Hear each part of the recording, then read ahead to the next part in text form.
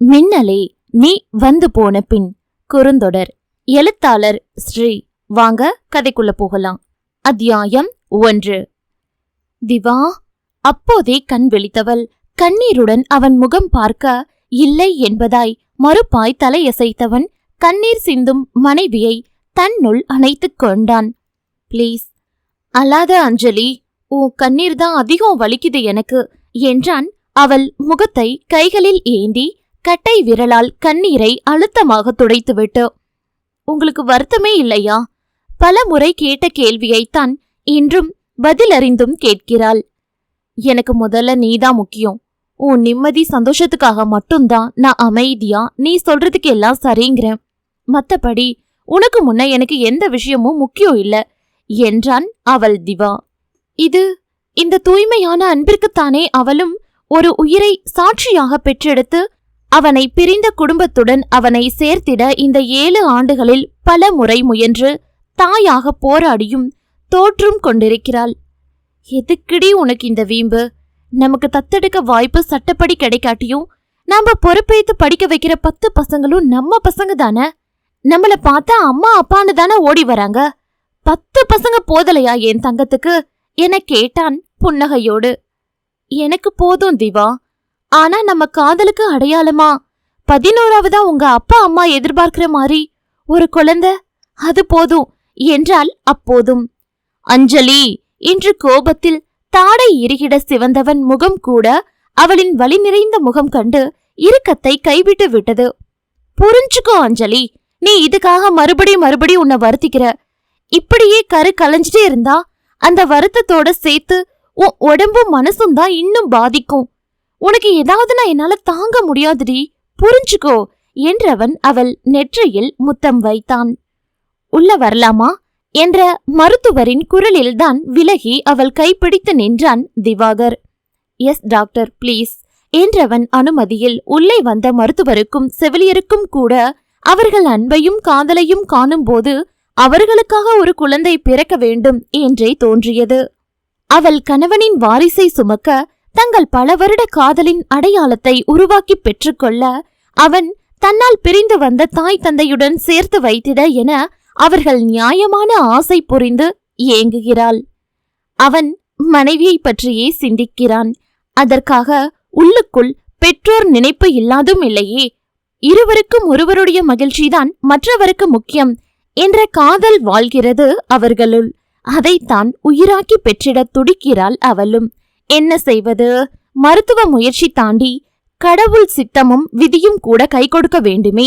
அதன்படிதான் அவர்கள் வாழ்க்கை நகர்கிறது. இப்ப பெயின் இருக்கா கேட்ட மருத்துவரிடம் கணவனை பார்த்தபடி தயங்கினாள் அஞ்சலி. மிஸ்டர் திவாகர், நீங்க கொஞ்சம் வெளியில இருங்க என்றார் மருத்துவர். நோ டாக்டர், எனக்கு அவ கஷ்டம் எல்லாமே தெரிஞ்சுக்கணும்னு நினைக்கிறேன். அவ சொல்லட்டும், நான் கேக்குறேன் என்றே அவள் கையை விடாது பிடித்துக்கொண்டு விடாப்பிடியாக அங்கேயே நின்றிருந்தான். கீழுதட்டை பல்லால் கடித்தவள் எத்தனை வலியையும் அழுகையையும் சேர்த்து சுமக்கிறாள் என்பது அவள் மட்டுமே அறிந்த ஒன்று. மிஸ்ஸஸ் அஞ்சலி சொல்லுங்க என்றார் மருத்துவர். அடிவயிறு ரொம்ப வலிக்குது டாக்டர் என்றவள் அதற்கு மேல் பேச முடியாது தவித்தாள். மருத்துவரும் அவளை பரிசோதித்து பார்த்தவர் அதற்கு மேலும் அவளுக்கு எப்படி வலிக்கிறது என்று பரிசோதித்து கேட்டு தெரிந்து கொண்டார். பெயின் குறைய இன்ஜெக்ஷன் போடுறேன், 2 days பெட் ரெஸ்ட்ல இருந்துதான் ஆகணும் என்றவர் அவர்களிடம் பேசிவிட்டு வெளியேற அஞ்சலியின் பெற்றோர் வெளியே காத்திருந்தனர். நம்ம யாருக்கு என்ன பாவம் பண்ணோம்? அவ நமக்கு ஒரு மகள்னா, மாப்பிள்ளை வீட்டுக்கு ஒரே மக. அவங்க ஆசையும் தப்பு சொல்ல முடியாதே. எத்தனைதான் படுக்கைய விட்டு கூட எல்லாம அவளை வச்சு பாத்துக்கிட்டாலும் அவ வயித்துல நிலைக்க மாட்டேங்குதே என்ற அந்த தாய் வாய் விட்டு அழுகிறார் என்றால் தந்தை கனத்த மனதுடன் நிற்கிறார்.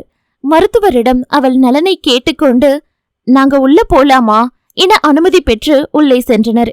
அவள் அப்போதே மருந்தின் வீரியத்தில் சற்று வலி மறந்து கண்ணயர்ந்திருந்தாள்.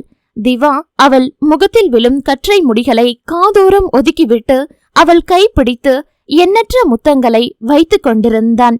சாதாரணமாக கணவனுக்காக காதலுடன் குழந்தை பெற்று தருவதே அத்தனை வலி என்றால் இத்தனை வலியை இத்தனை முறை மனதாலும் உடலாலும் தனக்காக தாங்குகிறாளே என நினைக்க நினைக்க அவனுக்கு மனம் ஆறாது ரணமாகிக் கொண்டே போகிறது. அவனும் தான் இடையிடையே அவளுக்கு பேசி புரிய வைத்திருக்கிறான். கரு நின்றாலும் அவளின் கர்ப்பப்பை கருவை தாங்கும் வலிமை இல்லாமல் பலவீனமாக இருப்பதால் 3 மாதங்களுக்கு மேல் கலைந்து உதிரமாக வலியுடன் வெளியேறும் போது துடித்துதான் போகிறாள் அவளும், அவளுக்காக அவனும். இதோடு 4 முறை இதே நிலை என்றுதானே அவளுடன் கூடாமல் காதலுடன் இருந்து பார்த்து கொண்டிருந்தான். அவனிடம் கெஞ்சி கொஞ்சி அல்லவா இம்முறை சம்மதிக்க வைத்தாள். 4 மாதம் வரை இம்முறை நீடித்த மனைவியின் மகிழ்ச்சியும் அவளை ஏமாற்றிட அவனால் தாங்க முடியவில்லை. கிட்டத்தட்ட பிரசவ வலியை தான் கடந்து வருகிறாள். ஆனால் அள்ளி அணைக்க கையில் பிள்ளை இல்லையே. கனத்த மனதுடன் கையில் வாங்கிய உயிரற்ற தங்களின் பாதி வளர்ந்த உயிரை வாங்கும் போதே செத்தே விட்டான். அவள் பார்த்தால் மறித்திடுவாள் என்று தாங்க முடியா துக்கத்துடன் உயிரற்ற சிசுவை வாங்கியவன் தங்கள் வீட்டு தோட்டத்தில் புதைத்து அந்த இடத்தின் மேல் அவளுக்கு பிடித்த வெள்ளை சாமந்தி பூச்செடியை நட்டு வைத்து திரும்பினான். அதுவரை மாமனார் மாமியாரை அவளை பார்த்து கொள்ள கூறி சென்றிருந்தான். இத்தனை நாள் கண்ட வலியை விட இந்த வலிதான் அவனுக்கு அதிகம். இனி இந்த வலி தங்களுக்கு வேண்டாம் என்பதில் உறுதியாக இருந்தான். அவளும் தான். அத்தியாயம் 2. மருத்துவர் முன் அமர்ந்திருந்தனர் திவாகரும் அஞ்சலியும். நாங்க கிளம்பலாம்ல டாக்டர், இனி அவளுக்கு பெயின் வராதே என மனைவியை பற்றி கேட்டுக்கொண்டிருந்தான் திவா. மிஸ்டர் திவாகர், உங்க மனைவி உங்ககிட்ட ஒரு முக்கியமான விஷயம் பேசணும்னு விரும்புறாங்க என்றார் மருத்துவர். இழுத்து பிடித்த பொறுமையுடன் அமர்ந்திருந்தவன் கைமேல் தன் கை வைத்து கண்ணை மூடி திறந்தாள் அஞ்சலி. எல்லாம் உன் வேலைதானா? ஏண்டி, என் காதல உணர்த்த உனக்கு என் உயிர் போதலையா அஞ்சலி? கேட்டவனிடம் என்ன பதில் சொல்வாள்? எனக்கு குழந்தை வேணும் திவா, ஒத்துப்பியா மாட்டியா என்றே கேட்டு நிற்கிறாளே. இப்ப என்னதான் பண்ணணுங்கிற? அவன் கேட்டதும், வாடகத்தாய் மூலமா குழந்தை பெத்துக்க உங்க மனைவி விரும்புறாங்க என மருத்துவர் சொன்னதுதான் தாமதம் என அவள் கையை உதறிக்கொண்டு எழுந்தான் அவள் திவா. அஞ்சலி, ஏற்கனவே நம்ம இத பத்தி நிறைய பேசிட்டோம். என் குழந்தை இன்னொரு பொண்ணு வயித்துல என்று நினைத்தே பார்த்திட முடியாதவன் முடியாது என்றான் திட்டவட்டமாக. மிஸ்டர் திவாகர், ரிலாக்ஸ், பிளீஸ் உட்காருங்க என்று மருத்துவர் அழைத்தும் அமரவில்லையே அவன். திவா, எனக்காக அவங்க சொல்றத கேளுங்க என்று அவள் கண்களில் கண்ணீருடன் கேட்கவும் தான் அவளை எவ்வாறு காண முடியாது தலையை உலுக்கிக் கொண்டு மீண்டும் கதிரையில் அமர்ந்தான். நீங்க சொல்றத நான் கேட்டுட்டு நேரா சொன்னா இவளுக்கு ஓகே தானே என்றவனிடம் பேச்சை தொடங்கினார் மருத்துவர். உங்க குழந்தைய மட்டும் இல்ல, அஞ்சலி குழந்தையவும் சேர்த்துதான் இன்னொரு பொண்ணு வாடகை தாயா சுமந்து பெத்து தர போறாங்க. அது உங்க 2 பேரோட குழந்தைதான் என்றார் மருத்துவர். கேள்விப்பட்ட விஷயம் எனினும் அமைதியாக அவர் கூறும் தகவல்களை கேட்டபடி அஞ்சலியை தான் பார்த்திருந்தான் திவா. நான் புரியுற மாதிரியே சொல்றேன். இன்விட்ரோ கருத்தரித்தல் என்பது உதவி இனப்பெருக்க தொழில்நுட்பத்தின் ஒரு வடிவம். இது கருவுறுதலுக்கு உதவும் தொடர்ச்சியான நடைமுறைகளை உள்ளடக்கியது. இதுல உங்க விந்தணுவ வேறொரு பொண்ணோட கருமுட்டையோட சேர்க்காம உங்க மனைவி அஞ்சலியோட கருமுட்டையை எடுத்து ஃபெர்டிலைஸ் செய்து சேர்த்து அதன் மூலமா உருவாக்குற கருவை இன்னொரு பொண்ணு, அதாவது வாடகை தாயின் யூட்ரஸ்ல செலுத்தி வளர்க்க போறோம். அஞ்சலியோட கேஸ்ல அவங்க கர்ப்பப்பை வீக்கா இருந்தாலும் கருமுட்டைகள் நல்ல கண்டிஷன்ல தான் இருக்கு. அதனாலதான் அவங்க இத்தனை தடவை கருத்தரிச்சிருக்காங்க. அதனால நாம தாராளமா இப்படி முயற்சி பண்ணலாம். குழந்தை உங்க 2 பேரோடதுதான், சுமக்கிற கர்ப்பப்பை மட்டும்தான் வாடகை தாயோடது என்று விளக்கி கூறினார் மருத்துவர். என்னோட ஸ்பெர்ம் எடுக்கிறது ஈஸி, ஆனா இவளோட கருமுட்டைய அத்தனை எளிதில் எடுக்க முடியுமா? மறுபடியும் அவ அந்த வலிய தாங்கணும் தானே என்று அதிலேயேதான் வந்து நின்றான் அவனும். திவா, வலிக்காம குழந்தை எப்படி கிடைக்கும் என்று அவன் தோள் தொட்டாள் அஞ்சலி. அப்புறம் ஏண்டி இத்தனை வலிய அனுபவிச்சோம்? நம்ம கிட்ட ஒரு குழந்தை கூட உயிரோட இல்ல, போதும் விட்டுரு என்றான் திவா. முடியாதுல்ல, அப்ப நான் தான் எல்லாத்துக்கும் காரணம்னு புழுங்கி புழுங்கி சாகணும்ல. உடைந்து போய் கேட்டவளை இம்முறை அழுத்தமாக பார்த்தவன், லீகலா இப்ப ரூல்ஸ் படி நமக்கு தெரிஞ்ச யாராவது இதுக்கு முன் வந்தா சொல்லு என்றான். திவா, நிஜமா ஒத்துக்கிட்டியா கேட்டவளிடம் உணர்ச்சி துடைத்த முகத்துடன், நமக்கு தெரிஞ்ச சர்க்கிள்ல ஆல்ரெடி கல்யாணமாகி குழந்தையோட இருக்க யாராவது முன் வந்து இதுக்கு ஒத்துக்கிட்டா சொல்லு. என் இத்தனை வருஷ சம்பாத்தியத்தை மொத்தமா கொட்டினாலும் உன் ஆசைய நடத்தி வைக்கிறேன் என்றான். அவ்வளவுதான், இது போதாதா என மகிழ்ச்சியில் ஆனந்த கண்ணீர் சிந்தியவளை பார்த்தவனுக்கு அத்தனை நம்பிக்கை அப்படி யாரும் கிடைக்கப் போவதில்லை என்பதில் மருத்துவரிடம் விடை பெற்று வீடு நோக்கி கிளம்பினார்கள் இருவரும். ஏன் முகத்தை இப்படி வச்சுட்டு வர என்று கணவன் தோளில் சாய்ந்தாள் அஞ்சலி. அவள் பேசும் எதிலும் செயல்கள் எதிலும் உடன்பாடில்லாத போதும் தோளில் சாய்ந்திருந்தவள் தலை மீது தலை சாய்த்து அமைதியாக அமர்ந்திருந்தவன் கை விரல்களுக்குள் தன் கை விரல்களை கோர்த்து கொண்டாள். நான் இப்போ நடந்த இழப்ப தாண்டியும் திரும்ப நம்ம குழந்தை நம்மகிட்டயே வந்துருங்கிற சந்தோஷத்துல இருக்கேன் என்றாள்.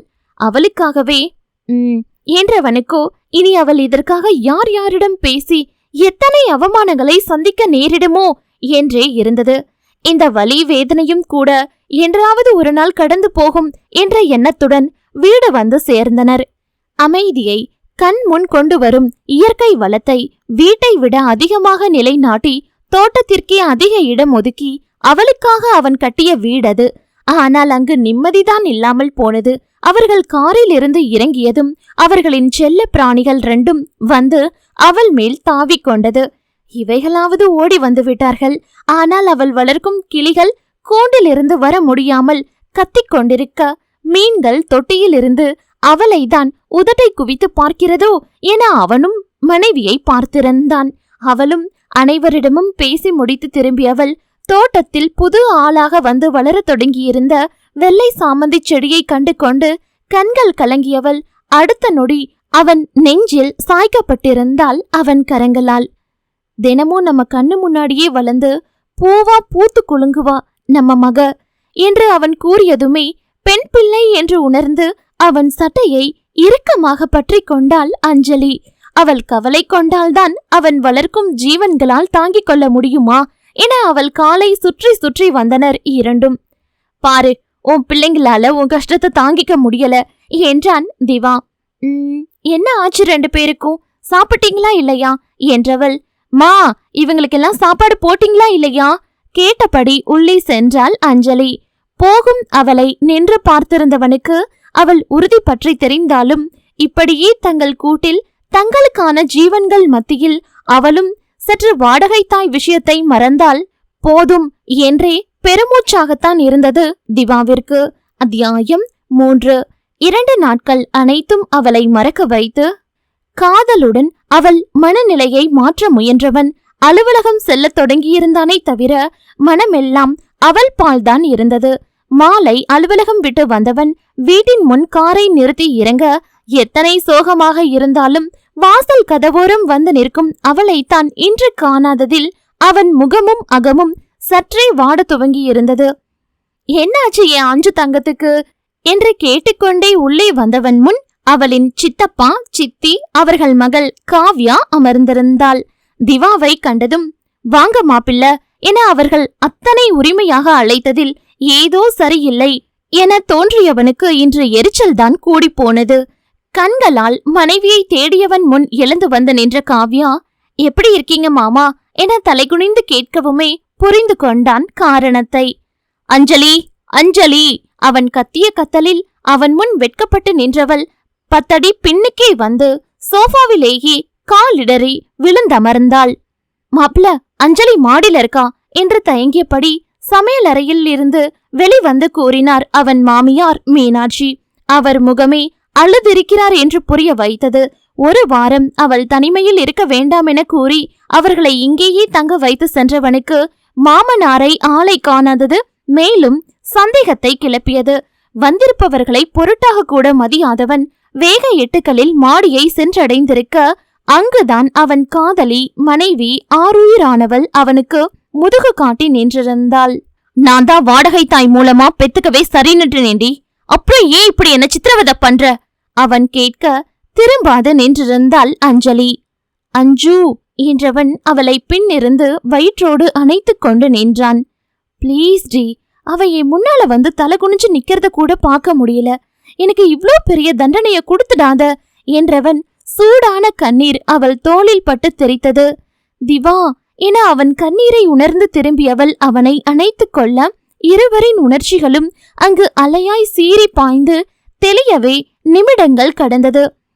என்னை இன்னொரு பொண்ணோட உன்னால பார்க்க முடியுமா கேட்டவனிடம் முடியாதென தலையசைத்தாள். நம்ம 2 பேருக்குமே இது வேணாம், விட்டுடி என்றான். நான் வாடகை தாய் தேடுறேன்னு காலையில பார்க்க வந்தவங்க கிட்ட எதேச்சியாதான் சொன்னேன் திவா என்றாள். பின்ன எதுக்கடி உன்னை பார்க்க வந்தவங்க இன்னும் கிளம்பாம நம்ம வீட்லயே உட்காந்துருக்காங்க, அதுலயும் அவ என்றவன் முகம் சொலித்தான். மாப்ள, அத நான் சொல்றேன் என தேநீரோடு வந்த மீனாட்சி நடந்தவற்றை விளக்கினார். அஞ்சலியின் சித்தப்பா வீட்டினர் அவள் பெற்றோர் வீட்டு தெருவிலேயேதான் தனியாக வசித்து வருகின்றனர். அஞ்சலியும் மிடில் கிளாஸ் வர்க்கத்தை சேர்ந்தவள்தான் என்றாலும் அஞ்சலியின் சித்தப்பாவோ சரியான சீட்டாட்ட ஆர்வம் கொண்டவர்.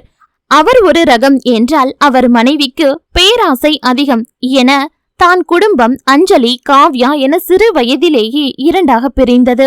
இருப்பினும் முழுதாக ஒதுக்க முடியாமல் அவர்களுடன் இவள் பெற்றோருக்கான உறவு நீடித்தது. அவர்களின் 2 மகள்களில் 2ஆம் மகள்தான் காவ்யா. மூத்தவள் பவ்யா ஒரு வழியாக காதல் திருமணம் முடித்து செட்டில் ஆகிவிட்டாள். இவளும் காதலித்து ஓடிப்போனவள்தான். என்ன 3 மாதத்தில் அவனிடம் பணமில்லை, சுகபோகமில்லை என்று யூடன் அடித்து வந்து விவாகரத்தாகிவிட்டது. வழக்கமாக பற்களாலேயே தேங்காய் துருவாத குறையாக அவர்கள் வீட்டிலேயே அமர்ந்து கொண்டு அஞ்சலி கதையை துருவிக்கொண்டு காலம் தள்ளும் சித்தப்பா மனைவிக்கு தன் மகள் கதை மறந்துவிடும் போல. 4-5 நாட்களாக மீனாட்சி வீடு பூட்டி கிடக்கவும் இப்படித்தான் இருக்கும் என்ற யூகத்தில் ஊதாரி கணவன் மற்றும் மகளை அழைத்து கொண்டு நலன் விசாரிக்கிறேன் பேர்வழி என இங்கு வந்து இறங்கிவிட்டார். வந்தவர் வாயை வைத்து கொண்டு சும்மாவாது இருந்தாரா? நினைச்ச ஆளை காணோமே, ஏதாவது சந்ததியாதான் இருக்கும்னு என்றவர், ஏன் அஞ்சலி, உனக்கு கல்யாணமாகி ஒரு 5 வருஷம் இருக்குமா என்று பேசி பேசியே அஞ்சலியின் மனதை நோகடித்தார். ஏன் உனக்கு தெரியாதா? அதுதான் வாரம் ஒரு தடவை என்று கேக்குறியே என்று கோபமாக கேட்டார் மீனாட்சி. இத்தனை நேரம் ஹாலில் மாட்டியிருந்த திவாகர் அஞ்சலியின் திருமண புகைப்படத்தில் திவாவையே ரசனையாக பார்த்திருந்த காவ்யாவும், ஆனாலும் சும்மா சொல்லக்கூடாதுக்கா, மாமா இன்னும் அப்படியேதான் இருக்காரு, அவரு நினைச்சா வேற கல்யாணம் கூட பண்ணலாம் என்றாள். அட கூறு கட்டவளே என்ற சித்திக்காரியும், அதுக்கு எப்படி நம்ம அஞ்சலி விடுவா, அதுவும் காதல் கல்யாணம் வேற, யாருக்கு அமையும் இப்படி உள்ளங்கையில வச்சு தாங்குற புருஷன், என்ன இவளால பதிலுக்கு ஒரு குழந்தைய பெத்து தர முடியலையேங்கிற கவலைதான் இவளுக்கு என்றவர், நீ இப்ப என்னதான் அஞ்சலி பண்ணலான் இருக்க என்று கேட்கவும் தான் ஊருக்கே இனி தெரியதானே போகிறது என்று வாடகை தாய் விஷயத்தை போட்டுடைத்தாள் அஞ்சலி. இதென்ன அதிசயமா இருக்கு என்று அவர் வாயை பிளந்து கேட்க, காவ்யா, இதெல்லாம் இப்ப பெரிய இடத்துல நடக்கிறது தாமா என்றாள். என்னடி சொல்ற? ஆனா இவ சொல்ற பிள்ளைய பெத்து கொடுத்தவள எவன் ஏத்துப்பான்? இதெல்லாம் ஆகிற கதையா எனவும் அஞ்சலிக்குத்தான் இருந்த ஆறுதலும் பறிபோன நிலையில் கண் கலங்கிவிட்டது. என் பொண்ணுக்கு குழந்தையே இல்லைனாலும் மாப்பிள்ள அவளை நல்லாதான் பாத்துப்பாரு என்றார் அவள் தந்தை சுந்தர்.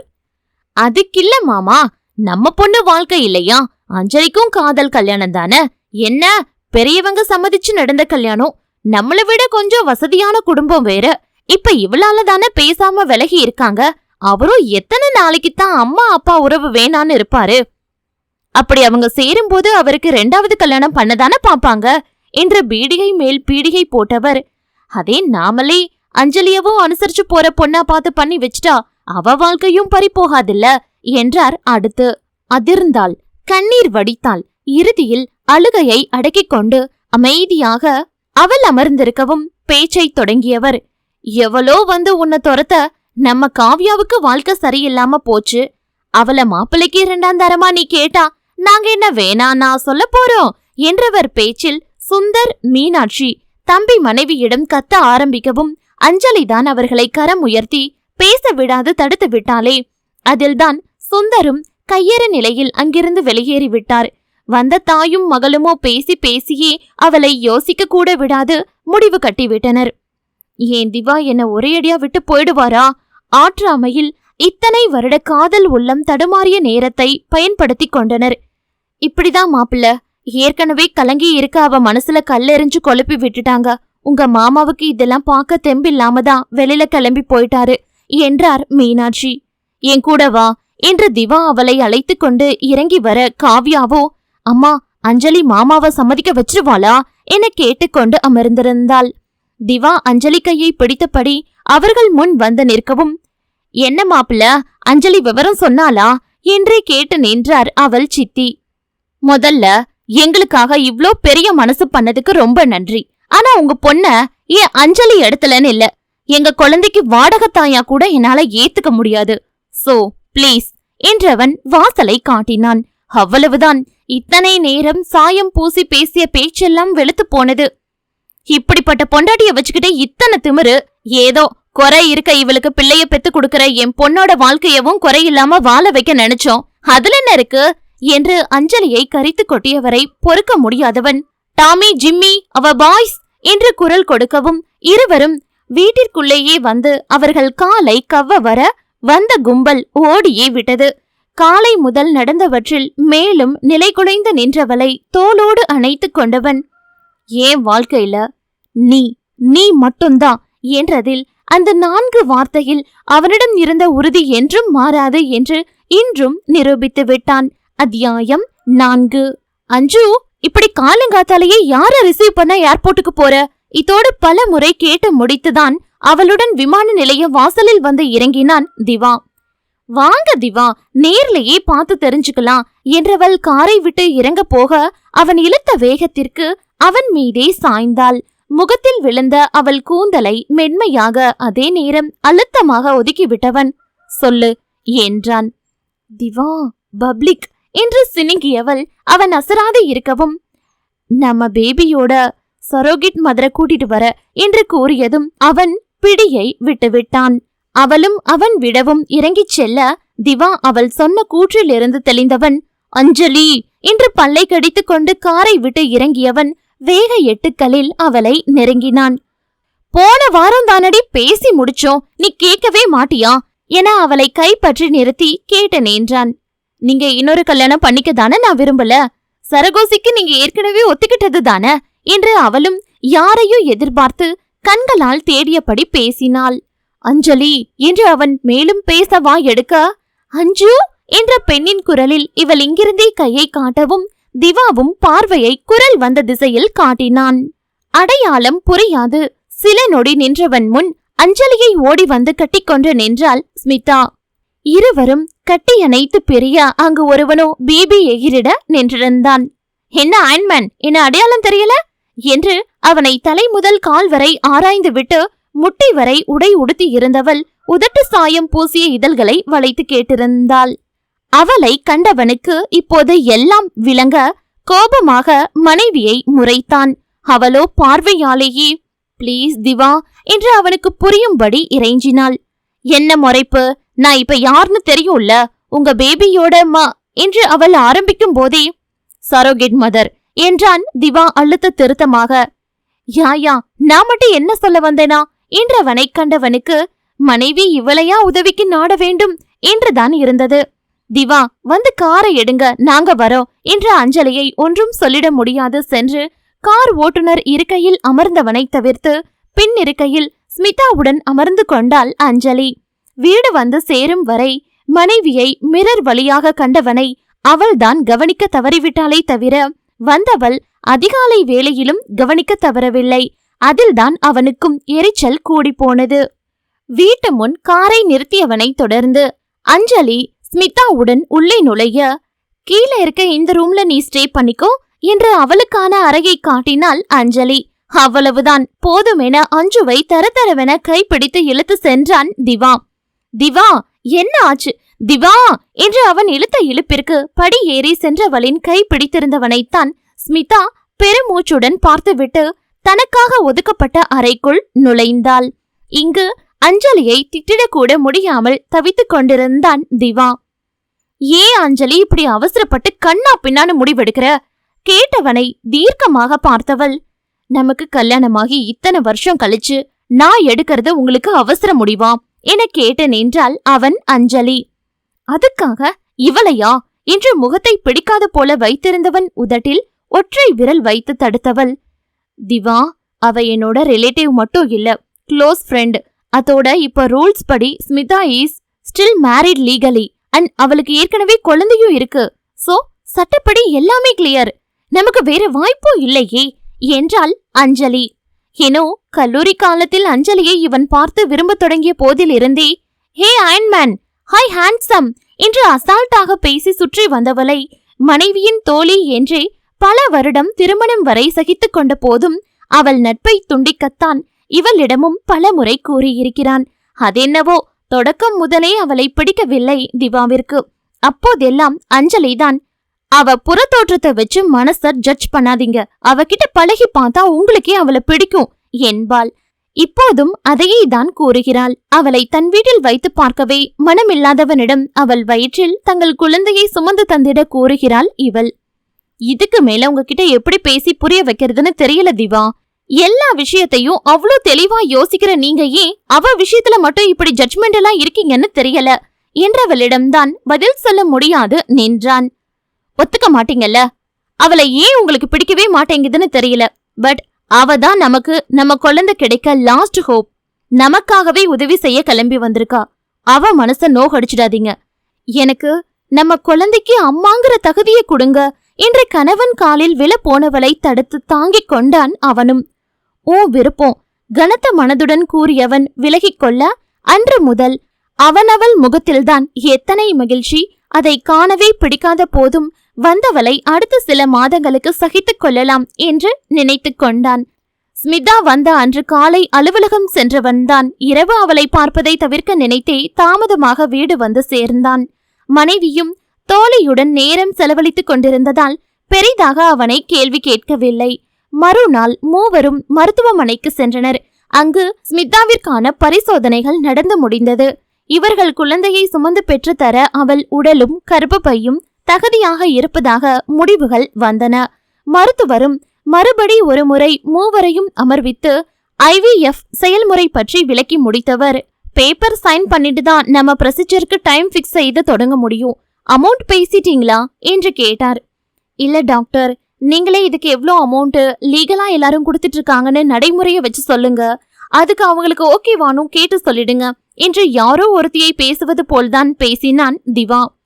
திவா என்று அவன் கையை பிடித்தாள் அஞ்சலி. இட்ஸ் ஓகே அஞ்சு என்று அவளின் மறு கையை பிடித்தாள் ஸ்மிதா. நடைமுறையில சரோகேட்டா வரவங்க தேவையை பொறுத்துதான் பேரண்ட்ஸ் ப்ரொவைட் பண்றாங்க என்ற மருத்துவர், ஸ்மிதா உங்க எக்ஸ்பெக்டேஷன் எவ்வளோ என கேட்கவும் அவர்கள் இருவரையும் கண்டு விரக்தியாக புன்னகைத்தவள், நீங்க நடைமுறை தொகையே சொல்லுங்க, அதுவே போதும் என்றாள் அவள். ஓகே ஸ்மிதா, நடைமுறையில 10-20 லட்சம் வர சிங்கிள் பேபிக்கு சரோகேட் மதருக்கு பே பண்றாங்க. அதோட உங்களோட மந்த்லி அலவன்ஸ் கூட குழந்தையோட பேரண்ட்ஸ் பொறுப்பு தான் எனவும் 25 lakhs என்றான் திவா. மறுநொடியே எனக்கு ஓகே என்றாள் ஸ்மிதா. இருவரையும் மாற்றி மாற்றி பார்த்தால் நடுவில் இருந்த அஞ்சலி. அப்போ ஓகே மிஸ்டர் திவாகர், எல்லாம் ரெடியானதும் இன்ஃபார்ம் பண்றேன். நீங்க முன்பணமா கொஞ்சம் சதவீதத்தை அவங்க அக்கௌண்ட்டுக்கு டிரான்ஸ்ஃபர் பண்ணிடுங்க. நம்ம லீகலா பேப்பர் சைன் பண்ணிட்டு ப்ரொசீஜர் ஸ்டார்ட் பண்ணிக்கலாம் என பேசி முடித்தார் மருத்துவர். அவர் சொன்னது போல அதற்கான நாளும் வந்தது. எங்க குழந்தைக்கு வாடகை தாயா இருக்க சம்மதமா? கண்ணீருடன் அஞ்சலி கேட்க எஸ் என்று தலையசைத்தாள் ஸ்மிதா. ஏற்கனவே தன் உயிரணுவை சேமித்து கொடுத்தவன் அஞ்சலிக்கு கருமுட்டையை எடுக்கும் ப்ரொசீஜர் முடியும் வரை பரிதவித்துக் கொண்டிருந்தான் திவா. சில நொடி ப்ரொசீஜர் என்றாலும் மறுபடி ஒரு வழி அவளுக்கு தேவையா என்றுதான் குறுக்கும் நெடுக்குமாக நடந்து கொண்டிருந்தான் திவா. அவனையேதான் ஸ்மிதாவும் பார்த்து கொண்டிருந்தாள். சில நிமிட ப்ரொசீஜர் முடிந்து அவனின் உயிரணுவும் அவளின் கருமுட்டையும் இப்போது தனித்தனி டெஸ்ட் டியூபில் இருந்து கருவாக உருவாக ஆராய்ச்சி நிலையம் சென்றடைந்தது. அவளை சென்று பார்க்கலாம் என்று கூறியதுதான் தாமதம் என உள் நுழைந்தவன் அவள் நெற்றியில் முத்தம் வைத்து அவள் அருகிலேயே அமர்ந்து விட்டான். மறுபுறம் அவர்களின் கரு ஒன்று சேர்க்கப்பட்டு கருவாக உருவாக்கும் முயற்சி அங்கு நடைபெற்றது. அவர்களின் மீத சாம்பிளையும் மருத்துவர்கள் ஃப்ரோஸ் செய்து வைத்திருந்தார்கள். கண் விழித்தவள் முதலில் தன் திவாவை தான் கட்டிக்கொண்டாள். அடி வயிற்றில் பிற பொறுப்பில் என்று சுளீர் என்ற வலி. பல்லை கடித்து பொறுத்து கொண்டவளுக்காகவாது எல்லாம் இம்முறை நல்லபடியாக நடக்க வேண்டும் என்று வேண்டிக் கொண்டான். அடுத்த சில நிமிடங்களில் அவளை பரிசோதிக்க மருத்துவர் வந்தார். அவளின் உடல் நிலையை ஆராய்ந்தவரிடம், டாக்டர் கரு என்று தயங்கினாள் அஞ்சலி. நான் சொன்னதுதாம்மா, முட்டை மற்றும் விந்த கலக்கவிட்ட பிறகு கரு உருவாகியதான அறிய சுமார் 1 நாள் ஆகும். கரு சரியா வளர்ந்து வருதான அறிய 2 முதல் 4 நாட்கள் வரை ஆகும். நாங்க உங்களுக்கு இன்ஃபார்ம் பண்றோம். நீங்க ஈவினிங் இவங்களை டிஸ்சார்ஜ் பண்ணிக்கலாம் என கூறி சென்றார் மருத்துவர். அஞ்சுவை காண அவள் பெற்றோருடன் உள்ளே நுழைந்தாள் ஸ்மிதா. கணவனின் அரவணைப்பில் வலியை மறக்க எண்ணி கண்மூடி இருந்தாள் அஞ்சலி. அவன் பார்வை முழுக்க தன்னவளிடம் மட்டுமே இருந்தது. மாலை நேரம் டிசார்ஜ் ஆனதும் நடக்க விடாது தன்னவளை கைகளில் ஏந்தி கொண்டு வந்து காரின் முன் இருக்கையில் அமர்வித்து சீட் பெல்ட் அணிவித்து விட்டு ஸ்மிதாவை பார்த்தான் திவா. அவள் பேசாமல் பின் இருக்கையில் ஏறி அமர்ந்து கொண்டாள். அத்தியாயம் 5. அடுத்த 3 நாட்களில் ஸ்மிதாவின் கருப்பைக்குள் அவர்களின் கரு செலுத்தப்பட்டது. வெளியில் பதட்டமாக நின்றிருந்தனர் திவாவும் அஞ்சலியும். மருத்துவர், ப்ரொசீஜர் நல்லபடியா முடிஞ்சது, 24 மணி நேரம் அவள் தங்கள் கண்காணிப்பில் தான் இருக்க வேண்டும் என்று கூறியதுமே நிம்மதியாக உணர்ந்தாள் அவள். திவா என அவனிடம் ஆதரவு தேடி அணைத்து கொண்டவளை, கண்டிப்பா உனக்காக சக்சஸ் ஆகுண்டி என்று அவளை அணைத்து தேற்றினான் திவா. 24 மணி நேர மருத்துவ கண்காணிப்பிற்கு பிறகு ஸ்மிதாவை ஸ்ட்ரெச்சர் சேரில் தள்ளிக்கொண்டு கார் அருகே அழைத்து வந்தார் செவிலியர். அவளும் அவர்கள் உதவியுடன் திவா அஞ்சலியுடன் புறப்பட்டாள். அடுத்தடுத்து வந்த நாட்கள் திவா வீட்டில் இருந்தாலும் மேல் தளத்தில் தங்கள் அறையிலேயே அடைந்து கொண்டான். அவன் வீட்டை விட்டு செல்லும் போதும் வரும்போதும் மட்டுமே என்றாவது ஸ்மிதா கண்களில் கூட அகப்பட்டான். அஞ்சலிதான் மருத்துவர் அறிவுறுத்தல் படி தோழியை கண்ணும் கருத்துமாக பார்த்து கொண்டாள். பல ஆண்டுகள் கழித்து தோழிகள் இருவரும் பேசாத பல ஆண்டு கதைகளைத்தான் பேசி தீர்த்தனர். அஞ்சலி வாயை திறந்தாலே அவள் பேச்செல்லாம் மேலோட்டமாக என்றாலும் தன் திவாவை பற்றியே இருக்கும். அதையும் ரசித்து ரசித்து கேட்டுக்கொள்வாள் ஸ்மிதா. அதையும் ஒரு நாள் வீடு திரும்பியவன் காதில் வாங்கிவிட்டு இரவு உறங்கும் நேரம் மனைவியிடம் கண்டித்தான். அஞ்சு, நம்ம பர்சனல் அவகிட்ட பேசாத என்றான். திவா, அவ யாரு? நம்ம ஸ்மிதா தான? நம்ம லவ் பண்ற பிறந்து அவளுக்கு நம்மள தெரியும் என்றாள் அஞ்சலி வெகுளியாக. இருந்தாலும் வேண்டாண்டா என்றான் அவள் தலைகோதி. நம்ம பேபி வளர வளர நம்மள பத்தி நிறைய கேட்கணும்னு இப்போதுல இருந்தே ஒரு அதீத ஆசையில பேசிட்டேன் திவா. உனக்கு விருப்பம் இல்லைன்னா சாரி என்று அவன் மடியில் தலை வைத்து படுத்து கொண்டாள் அஞ்சலி. நம்ம பேபியோட சேர்ந்து அவ மனசுலயும் எதையும் நீயே விதைக்க காரணமாகிடாத அஞ்சு. வெளுத்ததெல்லாம் பால் இல்ல. எல்லா மனுஷங்களும் எப்போதும் ஒரே போல இருந்துட மாட்டாங்க என்று அவளிடம் வாய்விட்டு பேச முடியாமல் நினைத்து கொண்டு அமர்ந்திருந்தான் திவா. அடுத்த 3 வாரம் கடந்து செய்த பரிசோதனையில் திவா அஞ்சலியின் கரு ஸ்மிதாவின் வயிற்றில் வளர்வது உறுதியானது. ஆனந்த கண்ணீருடன் நின்றிருந்தால் அவள் தாங்கள் தாய் தந்தையானதை தாண்டி தன்னவளின் ஆனந்த கண்ணீரில்தான் அவனும் கூட மெய் மறந்து அவளை அணைத்து நின்றான். அவர்களையே பார்த்திருந்த ஸ்மிதாவை கணவன் அணைப்பில் இருந்து மீண்ட பின் அஞ்சலி கட்டிக்கொண்டாள்.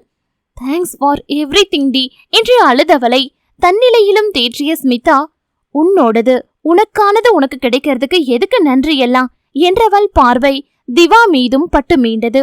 அன்று முதல் கூடுதல் கவனத்துடன் ஸ்மிதாவை பார்த்து கொள்ள தொடங்கி இருந்தாள் அஞ்சலி. அதே நேரம் அவள் தன் உடல் நலத்தில் வர வர அக்கறையை எடுத்துக்கொள்வதில்லை என்று அவளை கண்டிப்போடு பார்த்து கொண்டான் திவா. அஞ்சலியின் பெற்றோர் கூட ஸ்மிதாவை அவ்வப்போது வந்து பார்த்து சென்றனர். நாட்களோட ஸ்மிதாவின் கருப்பையில் பத்திரமாக திவா அஞ்சலியின் காதல் சின்னம் வளர்ந்து கொண்டிருந்தது.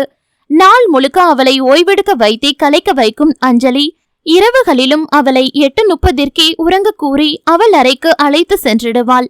என்னடி, உன் அயன்மேனோட ரொமான்ஸ் பண்ண நானும் உங்க பேபியும் டிஸ்டர்பன்ஸா இருக்கோன்னு துரத்துறியா கேட்டவளை தான் செல்லமாக முறைத்தாள் அஞ்சுவும். பேபி, உன் சித்தி பேசுறதுல பாதி அம்மாவை ஓட்டுற மாதிரி தான் இருக்கும், அதெல்லாம் காதுல வாங்காம விட்டுரு என்றவள் ஸ்மிதா வயிற்றில் குனிந்து முத்தம் வைத்ததில் அத்தனை ஆத்மார்த்தமான உணர்வு வயிற்றில் இருந்த சிசுவையும் சேர்த்து மூவருக்கும். உறக்கம் வராமல் திரும்பி திரும்பி படுத்து கொண்டிருந்த ஸ்மிதா, உன் அம்மா வேற ஆந்த மாதிரி முழிச்சுக்கிட்டு இருக்காதேன்னு சீக்கிரமா ரூமுக்குள்ள தள்ளிட்டு போயிடுறா. எனக்கு தான் தூக்கமே வர மாட்டேங்குது. உன் அப்பாவும் வந்திருக்க மாட்டாரு. வா, உன் அம்மா என்ன பண்றான்னு பார்க்கலாம் என்று வயிற்றில் இருந்த 3 மாத சிசுவுடன் பேசிக்கொண்டே வந்து கதவை திறந்தவள் முழுதாக திறக்காமல் அப்படியே நின்று விட்டாள் ஸ்மிதா. என்ன திவா, நீங்க இன்னைக்கு மழை வர மாதிரி இருக்கு, கார்லயே போங்க, பைக் வேண்டான்னு சொன்னேன் இல்ல, இப்ப பாருங்க எப்படி நனைஞ்சிட்டு வந்திருக்கீங்கன்னு என்று அவன் பிளேசரை கலட்டி வைத்த அஞ்சலி அவனை சோஃபாவில் அமர வைத்து தன் சேலை முந்தியால் அவன் கேசத்தை துவட்டி கொண்டிருந்தாள். தன்னவளின் நெருக்கத்தில் அவன் விட்ட சூடான மூச்சுக்காற்றும் சேலை விலகிய அவள் இடையில் படவும் விலகியவள் முன் எழுந்தவன் அவளை தனக்கு மிக அருகில் இழுத்து கொண்டான் திவா. அவள் துவட்டியதும் கேசத்தில் இருக்கும் ஈர துளிகளை அவள் மீதே தலையை உதறி தெறிக்க விட்டதில் திவா என்று சினுங்களுடன் கண்களை மூடிக்கொண்டாள் அஞ்சலி. அவள் இதழிலும் முகத்திலும் பட்ட நீர் துளிகளை ருசித்திட நினைத்து அவள் இடை வளைத்து தன்னிடம் இழுத்து கொண்டவனை திவா விடுங்க, இது ஹால் என்றாள் அஞ்சலி. அவனும் திரும்பி ஸ்மிதா அறையை காண அது சாத்திதான் இருந்தது. மேலவா என்று அவள் காதோரம் ரகசியம் பேசியவனிடம் நீங்க இன்னும் சாப்பிடவே இல்லையே என்றாள்.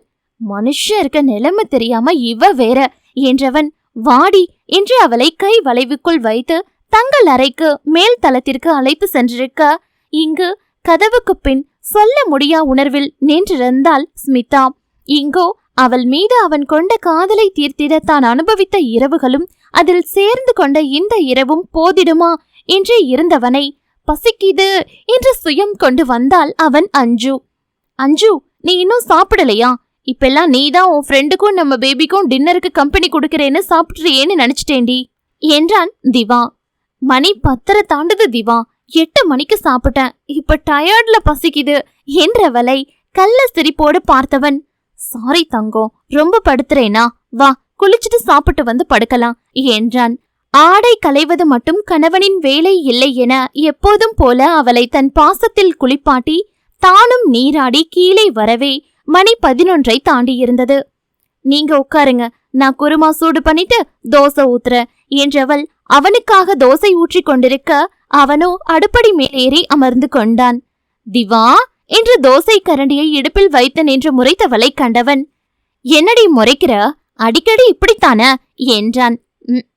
இன்னும் கொஞ்ச நாள்ல நம்ம பேபி வந்துடும், அப்பவும் இப்படிதான் குரங்கு மாதிரி ஏறி உட்காருவீங்களா அவள் கேட்கவும் ஆமா, குட்டி தங்கத்தையும் என் பக்கத்துல இதோ இந்த இடத்துல உட்கார வச்சுட்டு உன்ன சைட் அடிப்பேன் என்றான் அவள் திவா. ஓ, அப்ப பாப்பானே முடிவு பண்ணிட்டீங்களா அவள் கேட்டதும் ஆமாண்டி, நிச்சயம் பாப்பாதான் எனக்கு வேணும் என்றான். ஏன் பையன் வேண்டாமா? அவள் தோசை கரண்டியை அப்போது உபயோகம் செய்து தோசையை திருப்பியதை மறந்து கன்னத்தில் வைக்கவும் லேசாக சுட்டு விட்டதில் ஆ என்று கத்தினாள் அஞ்சலி. அஞ்சு என்று பதறினான் வளர்ந்த ஆடவன். ஒன்னும் இல்ல திவா, லைட்டாதான் சுற்றுச்சு என்றவளை சொல்ல சொல்ல கேட்காமல் தன் கால்களுக்கு இடையில் நிறுத்தியவன் கவனமாவே இருக்க மாட்டியா என்று கடிந்து கொண்டபடி தன் ஈர இதழ்களை அங்கு ஒற்றி எடுக்க கரண்டி சூட்டில் கூட சிவக்காத கன்னம் இப்போது சிவந்தது. அதில்தான் அவனை விட்டு விலகியவள் சும்மா இருங்க என்ற சினுங்களுடன் தோசையை தட்டில் வைத்து குருமா வைத்து தர என் ஃபேவரட் என் பொண்டாட்டியோட பூண்டு பொடி கிடைக்குமா என்று திவா கேட்க அவளும் அதையும் எடுத்து வைத்தாள். அவள் அடுத்த தோசை ஊற்றி திரும்ப முதல் வாயை அவளுக்கு ஊட்டியவன் தனக்கு பிடித்த பூண்டு இட்லி பொடியை தொட்டு தோசையை வாயில் வைக்க போக மனுஷி மாங்குன்னு குருமா வச்சா அத சாப்பிடாம இதுல அப்படி என்னதான் இருக்கோ என்று சலித்து கொண்டவளிடம் ஓ ருசி உனக்கே தெரியல என்றான் திவா கண்ணடித்து. அவளும் இப்படிதான், அப்போ சரி இப்போ சரி, இததான் கேட்டு கேட்டு வாங்கி சாப்பிடுறா, இன்னைக்கு கேட்டாலும் உன் வேல்யூ உனக்கே தெரியலேன்னு ஐஸ் வைக்கிறா என அஞ்சலி ஸ்மிதா பற்றி சொன்னதும் அவன் கைகள் தானாக வாயிலிருந்து இறங்கிவிட்டது. ஏங்க பரவாயில்ல சாப்பிடுங்க, நான் ஒன்னும் நினைச்சுக்க மாட்டேன் என்றவள் வாயில் அந்த தோசையை திணித்தவன் குருமாவை தொட்டு தோசையை உண்டு கொண்டிருந்தான். அப்புறம் என்ன கேட்ட? பையன் வேண்டாமான்னா, எனக்கு உன்ன மாதிரியே கியூட்டா பொண்ணுதான் வேணும், ஏஞ்சாட கூட வேண்டாம், அப்படியே உன்ன போல குண்டு குண்டு கண்ணு குண்டு குண்டு கண்ணம்னு என்று அவள் கண்ணம் கிள்ளினான். என் மேல அவ்வளோ லவ்வா அவள் கேட்க உனக்கு தெரியாதா என்றவன் ஆனாலும் இதுல ஒரு சுயநலமும் இருக்கு, பையனா இருந்தா நீ அவன் கூட செட்டு சேர்ந்துட்டு என்ன மறந்துடுவ என்றான். அப்ப குட்டி தங்கத்தை கவனிச்சுட்டு நீங்க மட்டும் பெரிய தங்கத்தை என்றவள் வாயில் தோசையை திணித்தவன் நான் எல்லாம் என் 2 தங்கத்தையும் 2 கண்ணுக்குள்ள வச்சு பார்த்துப்பேன்பா, நோ பார்ஷியாலிட்டி என்றான் கர்வத்துடன். கர்வம் அவனுக்கு மட்டுமா? அவன் அஞ்சலிக்கும் தான். இங்கு அறைக்குள் இவர்கள் சம்பாஷணைகளை கேட்டிருந்த ஸ்மிதா குட்டி தங்கம்மா நீங்க என்று வயிற்றில் கை வைத்து பேசிக் கொண்டிருந்தாள். அத்தியாயம் 6. திவா அஞ்சலியின் குழந்தை உருவாகி இது 5ஆம் மாதம். அன்று காலையே கணவனை வழியனுப்ப வாசல் வரை வந்தவள் திவா, இன்னைக்கு கொஞ்சம் சீக்கிரம் வர முடியுமா என்று கேட்கவும், சரிடி தங்கம் என்று காருக்குள் இருந்தபடி கையை மட்டும் வெளியே நீட்டி அவள் கண்ணம் கிள்ளினான் அவன். ஏன்னு கேட்க மாட்டீங்களா? கேட்டவளையும், என் தங்கம் கூட வெளியில வர கசக்குதா என்ன என கேட்டான். டின்னருக்கு போகலாம் திவா. அவள் சொன்னதும், ஃப்ரீ புக் பண்ணட்டா? எந்த ரெஸ்டாரண்ட் போகலாம்? உன் ஃபேவரட் அந்த பிளேஸ் என்று அவன் ஆர்வமாக கேட்க, நோ நோ, அங்கெல்லாம் வேண்டாம். நாம ரொமான்டிக் டேட் ஒன்னும் போகல, ஃபேமிலி டின்னர் தான். ஸ்மிதாவும் இங்க வந்ததுல இருந்து வீடு விட்டா ஹாஸ்பிட்டல், ஹாஸ்பிட்டல் விட்டா வீடுன்னு இருக்கா. ஒரு சேஞ்சா இருக்கணும்ல என்றாள் அஞ்சலி. அவள் பதிலில் அமைதியானவன் மறுக்க முடியாது சரி என்றான். அப்புறம் திவா, கொஞ்சம் ஷாப்பிங் போக வேண்டியது இருக்கு என்றாள் அடுத்து. அதாவது நாம மட்டுமா? திவா கேட்கவும், வாங்க போறதே ஸ்மிதாவுக்கு தான் திவா. அவ கொண்டு வந்த ட்ரெஸ் எல்லாம் இப்ப அவளுக்கு கரெக்டா இல்ல, அதனால கொஞ்சம் ட்ரெஸ் வாங்கிட்டு டின்னர் முடிச்சுட்டு வரலாமே என்றாள். அம்மா தாயே, உங்க பொம்பளைங்க ஷாப்பிங் விஷயத்துக்கே நான் வரல. உங்களை டிராப் பண்ணிட்டு ஏதாவது வெளி ஒர்க் இருந்தா பாத்துட்டு வரேன், அதுக்கு பிறகு டின்னர் போய்க்கலாம் என்று சமாளித்தவனைத்தான் அவளும் முறைத்து நின்றாள். என்ன திவா, எப்ப நீங்க தானே என்ன ஷாப்பிங் கூட்டு போவீங்க, எனக்கு என்னென்ன வேணும்னு பார்த்து பார்த்து வாங்கி கொடுப்பீங்க என்றவள் கண்ணம் கிள்ளியவன், அது உனக்குடி மக்கு என்றான். இன்னைக்கு நானும் எனக்கும் ஏதாவது வாங்குவேன் இல்ல, கூட வரலாம்ல கண்கள் சுருக்கி கேட்டு நின்றாள் அஞ்சலி. நோ வே தங்கமே, நம்ம தனியா அப்புறமா போகலாம், உன் ஃப்ரெண்ட்ஸ் பிரைவசில நான் தலையிடல என நாசுக்காக கலந்து கொண்டவன் அன்று மாலை காரில் அமர்ந்து அவர்கள் வரவிற்காக காத்திருந்தான். அஞ்சலி ஸ்மிதாவுடன் நடந்து வர அவளின் சற்றே மேடான வயிற்றை மட்டும் ஒரு நொடி மனதில் நிரப்பிக்கொண்டு தன் மனையாளின் முகத்தை கண்டான்.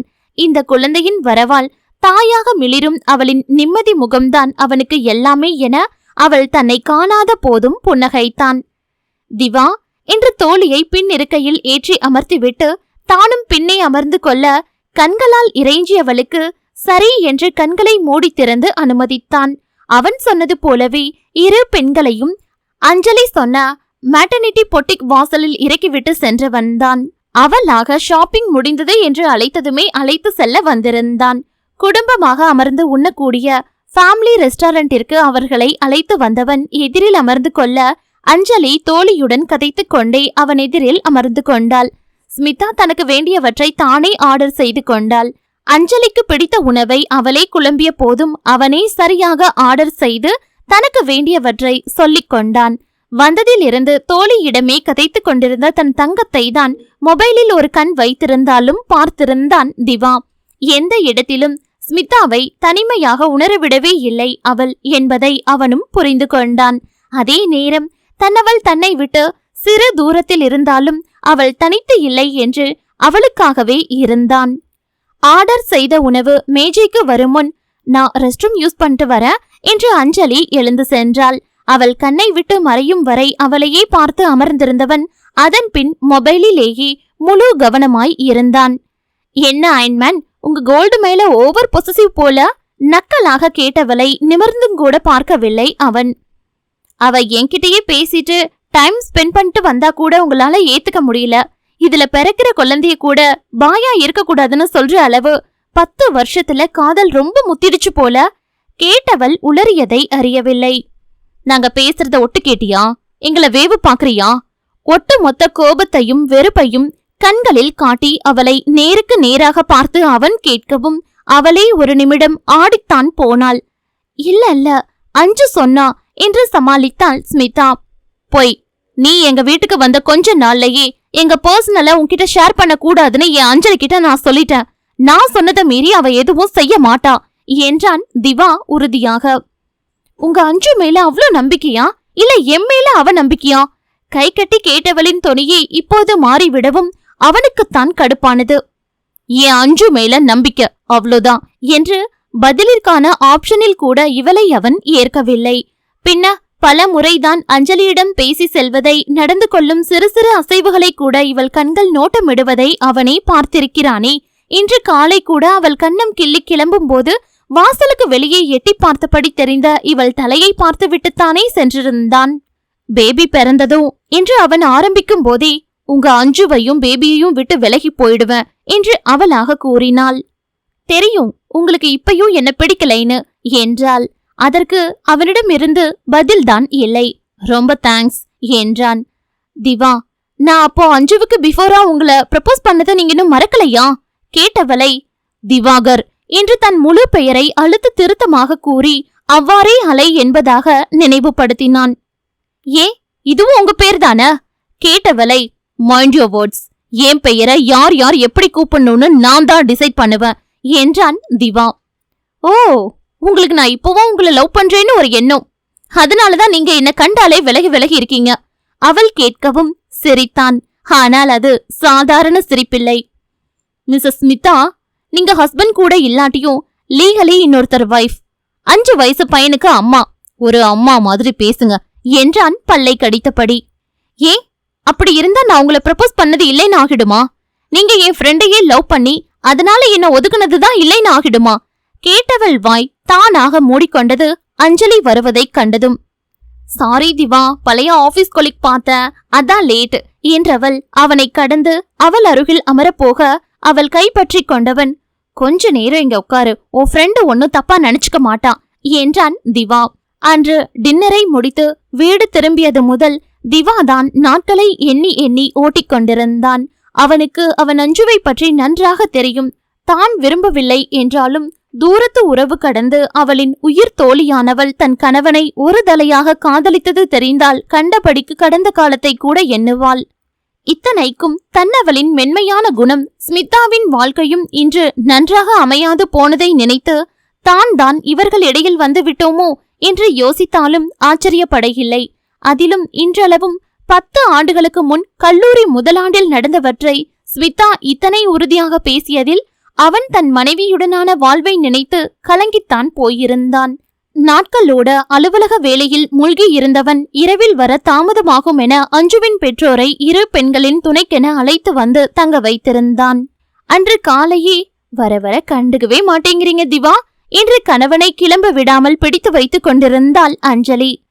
கொல்லந்த மட்டும் பொறக்கட்டும், அப்புறம் பாரு, நீயே கிளம்பி போடான்னு சொன்னாலும் வீட்லயே இருந்து என் 2 தங்கத்தையும் டார்ச்சர் பண்ற என்றான் அவள் திவா.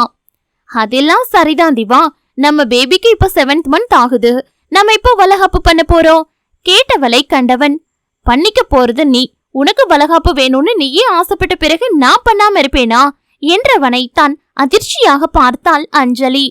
கண்கள் கலங்க, என்ன பேசுறீங்க நீங்க? குழந்தைய சுமக்கிறவங்க வளையல் நிறைய போட்டுக்கிட்டா அந்த சத்தம் பிறக்க போற குழந்தைக்கு இசை போல கேட்கும்னு பல ரீதியில பெரியவங்க நல்ல விதமா சொல்லுவாங்க. இதுல நான் எப்படி என்றாள். பிறக்க போறது யாரு குழந்தை கேட்ட தன்னவனிடம் தயங்காமல் நம்ம குழந்தை என்றாள். நாள் முழுக்க நீ நம்ம குழந்தை பக்கத்திலேயே தான் இருக்கேன்னு எனக்கு நல்லா தெரியும். அதனால உன் கையில வளையல் போட்டாலும் அந்த சத்தம் நம்ம பாப்பாவுக்கு கேட்கும். வளகாப்பு வேணும்னா நான் உனக்குத்தான் பண்ணுவேன் என்றவன் அவள் நெற்றியில் முத்தம் வைத்து கிளம்பி இருக்க அவள்தான் அதன் பின் அந்த பேச்சையே எடுக்கவில்லையே. அப்போதும் மனையாளின் மனமறிந்தவன் தன்னவளுக்கு கலர் கலர் கண்ணாடி வளையல்களை அளவாக வாங்கி வந்து அன்று மாலையே அணிவித்தும் விட்டான். இவை அனைத்தும் அஞ்சுவின் பெற்றோரோடு சேர்ந்து ஸ்மிதாவும் கண்டு கொண்டுதான் அவர்கள் குழந்தையை சுமந்து கொண்டிருந்தாள். அவளுக்கும் கண்ணாடி வளையல்கள் வாங்கி வந்து அஞ்சுவின் அம்மாவை அணிவித்து விட்டார். அஞ்சலி தினமும் தன் குழந்தையிடம் பேசி அசைவை உணர்ந்து திவாவிடம் கூறினாள். பிறந்து கைக்கு வரட்டும், உணர்ந்துக்கிற என்று இருந்தான் அவன். அத்தியாயம் 7.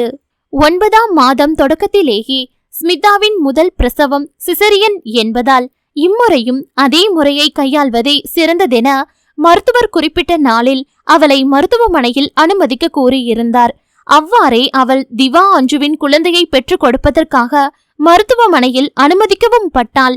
ஸ்மிதாவின் கரத்தை விடாமல் பற்றி கொண்டு அவள் ஆபரேஷன் தியேட்டருக்குள் அழைத்து செல்லப்படும் வரை பின்தொடர்ந்தவளின் கரம் அவள் கரத்தில் இருந்து பிரிந்த போது அவளை தன் தோளோடு தாங்கி நின்றான் அவள் திவா.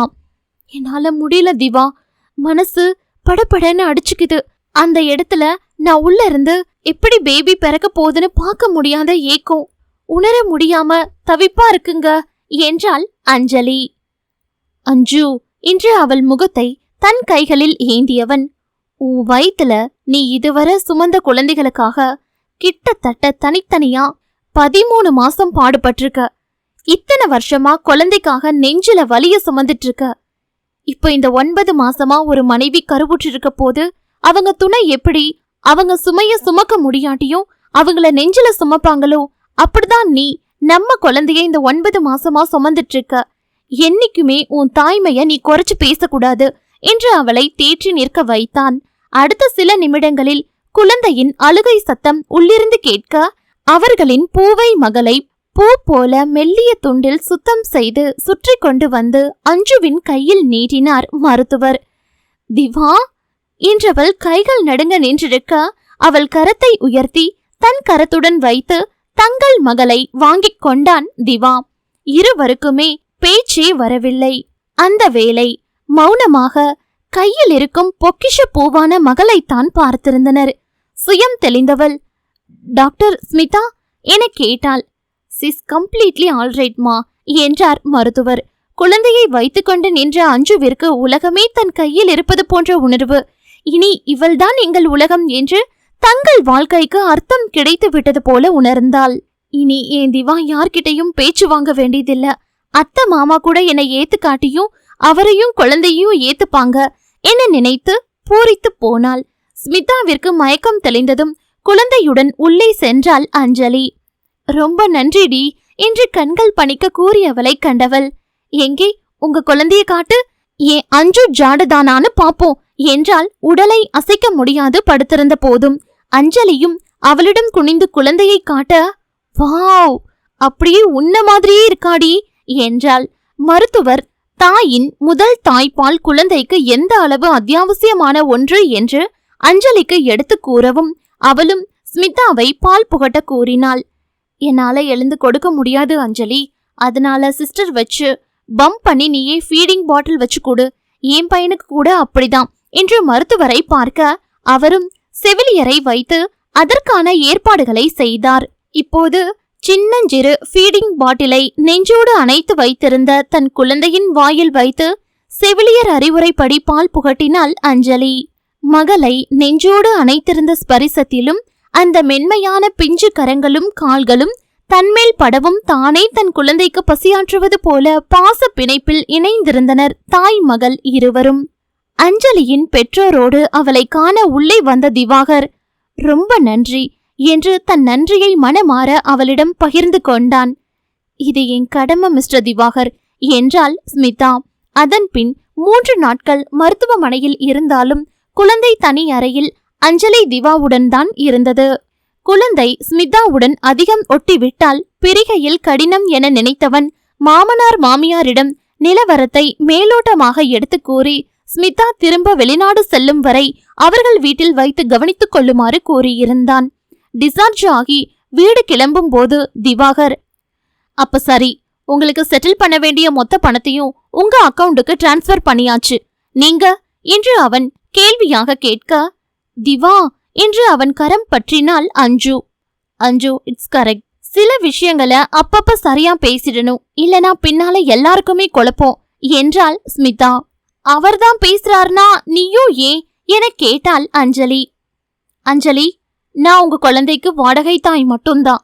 நான் அங்க வந்து இருந்தாலும் உன் குழந்தையோட தேவை நீ மட்டும்தான். அதை மீறி நீ கம்பல் பண்றேன்னு நான் வந்து இருந்தாலும் அது சட்டப்படி தப்பு. ஏன்னா இனிமே குழந்தைக்கும் எனக்கும் உன் குழந்தைங்கிறத தாண்டி எந்த சம்பந்தமும் இல்ல என்றவள் குழந்தையை கனத்த மனதுடன் பார்த்தாலும், உன் அம்மா இனி உன்னை நல்லா பார்த்துப்பா தங்கமே என்று உறங்கும் குழந்தையின் தலை வருடி கைப்பிடித்து முத்தம் வைத்து அவள் பெற்றோருடன் அவர்கள் வீட்டிற்கு கிளம்பி சென்றாள். இங்கு அஞ்சலிதான் ஸ்மிதாவிற்காக வீட்டில் கணவனுடன் சண்டை போட்டை கலைத்து விட்டாள். உனக்காக தான் வாடகை தாய் மூலமா குழந்தை பெத்துக்கிறதுக்கே நான் சம்மதிச்சேன். நீ அடுத்தடுத்து ஒரு முடிவை எடுத்து வச்சுட்டு என்ன ஃபோர்ஸ் பண்ண முடியாது அஞ்சலி. இனிமேலாவது குழந்தைக்கு அப்பா அம்மாவா நாம பொறுப்பா நடந்துக்கணும். இத நான் நமக்காக மட்டும் சொல்லல, ஸ்மிதாக்காகவும் தான் சொல்றேன். குழந்தையோட அவங்க இங்க வந்திருந்தா குழந்தை மேல அவங்களுக்கு அட்டாச்மெண்ட் அதிகமாகலாம். குழந்தைய பிரியும் போது அவங்களுக்கும் வலிக்கும். அதனால இந்த பேச்சை விட்டுட்டு பாப்பாவை பாத்துக்கிற வழிய பாரு என்று விட்டான்.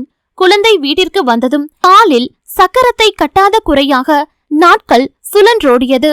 அஞ்சலி திவாவிற்கு அனைத்து துன்பங்களும் மறந்து தாங்கள் இருவர் தங்களின் மகள் தாங்கள் தத்தெடுக்க மறுக்கப்பட்ட போதும் அந்த ஆசிரமத்தின் 20 பிள்ளைகளுடனான சந்திப்பு, தங்களின் காலை சுற்றும் செல்ல பிராணிகள், தங்களின் தோட்டத்து செடி கொடி மரங்கள் என்று மகளை இன்பம் சூழ வளர்த்து வந்தனர். இதோ 1 மாதம் ஓடிவிட்டது. அபூர்வமாக தங்கள் வாழ்வில் வந்த மழலை செல்வத்திற்கு அபூர்வா என்று பெயர் வைத்திருந்தனர். எளிமையாக வீட்டில் வைத்து நடந்த பெயர் சூட்டு விழாவிற்கு விருந்தாளியாக அஞ்சலி பெற்றோருடன் வந்திருந்த ஸ்மிதா அன்றே தான் திரும்ப ஃபாரின் கிளம்புவதாக கூறினாள். போயிட்டு வாடி, ஆனா உன் பையனும் நீ இழந்த வாழ்க்கையும் திரும்ப உனக்கே கிடைக்கணும் என்று அவளை கட்டிக்கொண்டாள் அஞ்சலி. நிச்சயமா அவன்கிட்ட இருந்து டிவோர்ஸ் வாங்கி என் பையனோட கஸ்டடிய சட்டப்படி வாங்கதான் எனக்கு இந்த பணம் யூஸ் ஆக போகுது. நானும் இங்க இருந்தபடியே அங்க எனக்கு கிடைச்ச ஃப்ரெண்ட்ஸ் மூலமா எல்லா அரேஞ்ச்மெண்ட்ஸும் பண்ணிட்டேன். கண்டிப்பா என் பையன் எனக்கு கிடைச்சிடுவான் என்றாள் ஸ்மிதா உறுதியுடன். ஆல் தி பெஸ்ட்ரி என்ற அஞ்சலி, திவா ஸ்மிதாவை கொஞ்சம் ஏர்போர்ட்ல டிராப் பண்றீங்களா என தயக்கமாக கேட்க, அவனும் தங்களுக்கு இத்தனை பெரிய உதவி செய்தவளை தவிர்க்க முடியாது சரி என்று தலையசைத்தான். வாசல் வரை குழந்தையுடன் வந்து ஸ்மிதாவை வழி அனுப்பி வைத்தாள் அஞ்சலி. உயிர் தோழி மகளின் நெற்றியில் முத்தம் வைத்த ஸ்மிதா, அப்படியே என் குட்டி அஞ்சுதான், நீ சீக்கிரமா வளர்ந்து பெரிய பொண்ணாகு, நான் அண்ணாவை கூட்டிட்டு உன்னை ஒரு நாள் பார்க்க வரேன் என கூறி விடை பெற்று கிளம்பினாள். அவளை டிராப் செய்ய வந்தவனுக்குத்தான் மனதிற்குள் கேட்க வேண்டிய கேள்விகள் பல இருந்தது. ஆனால் கேட்டு விடாமல் மௌனமாகவே அவளுடன் விமான நிலையம் வந்தடைந்திருந்தான் திவா. அவளும் தன் லக்கேஜை எடுத்துக்கொண்டு இறங்கிக் கொண்டாள். ஸ்மிதா, ஒரு நிமிஷம் என்றவன் பேச்சில் அவள் நின்று அவனை கேள்வியாக பார்த்திருக்க, அஞ்சு சொல்லிக்கிட்டே இருப்பா, உன்னை மட்டும் நான் அவசரப்பட்டு ஜட்ஜ் பண்றேன்னு. இப்பவும் நான் இத கேட்டு கிளியர் பண்ணிக்கலன்னா இதோட எப்ப கேட்க முடியும்னு தெரியல என்றவன் பேச்சை கத்தரித்தவள், ஆமா நான் உங்களை காதலிக்கிறது உண்மைதான் என்றதும் அவன்தான் அதிர்ச்சி கடந்து இவளிடம் போய் பேசினோமே என்று கோபமாக நின்றான். உங்களை, அதாவது என் அஞ்சுவையும் உங்களையும், நீங்க அவ மேல வச்சிருக்க காதலையும் அவ உங்க மேல வச்சிருக்க காதலையும் விரும்புறேன் அயன்மேன் என்றதும் தான் அவன் இறுக்கம் சற்று குறைந்தது. இதத்தான் நான் அன்னைக்கு ரெஸ்டாரண்ட்லயும் சொல்ல வந்தேன். ஆனா அதுக்குள்ள அஞ்சலி வரவும் நீங்களும் ஓவர் டென்ஷன்ல நான் சொல்ல வரத கேக்குற நிலைமையில இல்லாததால சொல்ல முடியாம போயிடுச்சு.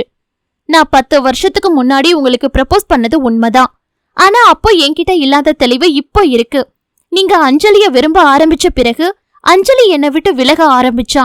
ஆனா எனக்கு அதுல எந்த வருத்தமும் இல்ல. நீங்க 2 பேர் தான் சரின்னு எனக்கே பக்குவப்பட்டப்ப புரிஞ்சுது. அதே மாதிரி என்னையும் எந்த எதிர்பார்ப்பும் இல்லாம உண்மையா நேசிக்கிற ஒருத்தர் வருவார்னு நம்பின. அப்படி நம்பிதான் ஒரு கட்டத்துல அவன்கிட்ட என்னையே கொடுத்து ஒரு குழந்தைய வாங்கி அதுக்காக கல்யாணமும் பண்ணிக்கிட்டேன். கடைசியில எந்த எதிர்பார்ப்பும் இல்லாம நான் அவனுக்கு என்னோட எல்லாத்தையும் கொடுத்தும் என்னோட காதல் கல்யாணம் 2மே தோல்வியில முடிஞ்சிடுச்சு. நான் அவன்கிட்ட எதிர்பார்த்தது அன்பு மட்டும்தான். ஆனா அவன் அப்படி இல்ல. அதான் இந்த நிலைமை. இப்பவும் சொல்றேன், நான் என் பையனை மீட்டு நல்லபடியா வளர்ப்பேன். என்னையே எந்த எதிர்பார்ப்பும் இல்லாம நேசிக்கிற ஒரு உறவு கிடைச்சா நான் கண்டிப்பா ஒரு எதிர்காலத்தை அமைச்சுக்க தயங்க மாட்டேன். ஏன்னா இங்க தவறிழைக்காத எல்லாருமே அவங்களுக்கான உண்மையான அன்பை டிசர்வ் பண்றாங்க. அது அடுத்தவங்களோட தான் இருக்க முடியாது அயன்மேன். உங்களுக்கு நான் கிண்டலா அப்ப வச்ச பெயர் போல காந்த சக்தியா என் அஞ்சு, அதாவது உங்க தங்கத்துக்கு கூட தான் கனெக்ட் ஆகியிருக்கு. உங்க 2 தங்கத்தோடையும் என் தொல்லை இல்லாம நிம்மதியா வாழ்றதுக்கு ஆல் தி பெஸ்ட், பாய் என்று கிளம்பினாள் அவள். ஸ்மிதா, நீயும் உன் வாழ்க்கையில சந்தோஷமா இருக்க all the best and thanks for everything என்று முடித்துக்கொண்ட ஆடவனை கண்டு புன்னகையுடன் தலையசைத்து கிளம்பி சென்றாள் ஸ்மிதா. 1 வருடத்திற்கு பின் அன்று அபூர்வாவின் பிறந்த நாள் என்று 20 அண்ணன் அக்காக்களையும் ஹோமில் பேசி அனுமதி பெற்று அழைத்து வந்திருந்தனர். திவாவும் அஞ்சலியும் பிள்ளைகளுடன் குதூகலமாக கைப்பிடித்து தன் முதல் பிறந்தநாள் கேக்கை வெட்டி பிறந்தநாள் கொண்டாடினாள் அபூர்வா.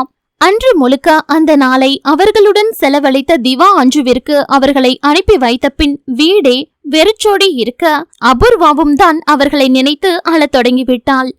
அண்ணா அக்கா எல்லாம் ஸ்கூல் போகணும்ல தங்கமே என்றே மகளை கொஞ்சி கொஞ்சி சமாதானம் செய்து கொண்டிருந்தான் திவா. அவர்களின் நிறைவான விருப்பத்தை தான் அவள் பெற்றோரும் இனிதாக பார்த்திருந்தனர். அன்றிரவு ஸ்மிதாவின் எண்ணிலிருந்து வீடியோ கால் அழைப்பு வரவும் உற்சாகமாக அதை ஏற்றாள் அஞ்சலி. எதிர்முனையில் ஸ்மிதா தன் மகனுடன் அமர்ந்து அபூர்வாவிற்கு வாழ்த்து தெரிவித்தாள். ஸ்மிதா தன்னை ஏமாற்றி மோசடி செய்த கணவனிடம் இருந்து விவாகரத்து பெற்று மகனின் கஸ்டடியையும் வென்றிருந்தாள். அவள் அருகில் திரையில் தெரியும் வெளிநாட்டு ஆடவனை புரியாமல் பார்த்தாள் அஞ்சலி. பார்த்து அஞ்சு, போன் உள்ளேயே இங்க வந்துட்டு போற என சிரித்த ஸ்மிதா, ஹீஸ் மை ஃபியான்சி என்று அந்த ஆடவனை ஜான் என்று அறிமுகம் செய்து வைத்தாள். இப்போது திரைக்கு முன் வந்த திவாவும் அஞ்சலியுடன் சேர்ந்து தங்களை அறிமுகம் செய்து கொள்ள இரு குடும்பங்களும் தங்களை இனிதாக அறிமுகம் செய்து கொண்டனர் நட்பாக. அடுத்த 6 மாதங்களில் தன் சர்ச் வெட்டிங் புகைப்படத்தை அஞ்சுவிற்கு பகிர்ந்திருந்தாள் ஸ்மிதா. அவள் மனம் புரிந்து அவள் பணம் பொருள் இல்லாத போது அவள் அன்பை மட்டுமே எதிர்பார்த்து காதலுக்கு பேதமில்லை என்று காதலித்து கரம் பிடித்திருந்தான். அவளையும் அவள் மகனுடன் சேர்த்தே ஜான் ஸ்டீவ் அன்பின் பரிபாஷையாக அங்கு ஜான் இதழில் ஸ்மிதா முத்தமளிக்கும் காட்சியை கண்ட அஞ்சு மொபைலை வைத்துவிட்டு தானாக வெட்கம் கொண்டிருக்க, அவள் திவா, என் தங்கத்துக்கு என்ன வெட்கம் என்று உறங்கும் மகளை பார்த்துவிட்டு மேலும் அவளை வெட்கத்தில் தன் காதலுடன் சிவக்க செய்தான். வாடகை தாயாக வந்தவள் தன் உன்னதமான பணியினை முடித்து தன் உயிரானவளை தாயாக்கி தூரம் சென்றாள்.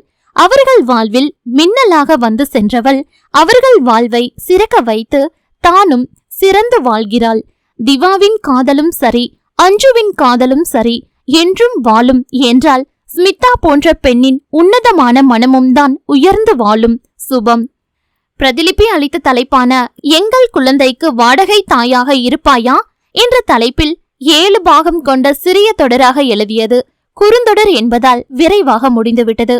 உங்களுக்கு பிடித்திருக்கும் என நினைக்கிறேன். ஆதரவளித்த அனைவருக்கும் மிக்க நன்றி. அடுத்தடுத்த தொடர்களில் சந்திப்போம்.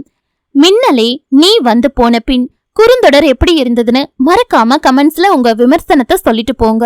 இந்த குறுநாவல் உங்களுக்கு பிடிச்சிருந்தா லைக் பண்ணுங்க, கமெண்ட் பண்ணுங்க, உங்க நட்புகளுக்கும் ஷேர் பண்ணுங்க. எங்களுடைய அடுத்தடுத்த நாவல்கள் ஒளி வடிவில் வெளியாவது உங்களுக்கு நோட்டிஃபை ஆகணும்னா ஸ்ரீ ஆடியோ நாவல்ஸ் சேனலுக்கு மறக்காம சப்ஸ்கிரைப் பண்ணிட்டு அப்படியே பக்கத்துல இருக்க பெல் ஐகானையும் கிளிக் பண்ணிக்கோங்க. நன்றி.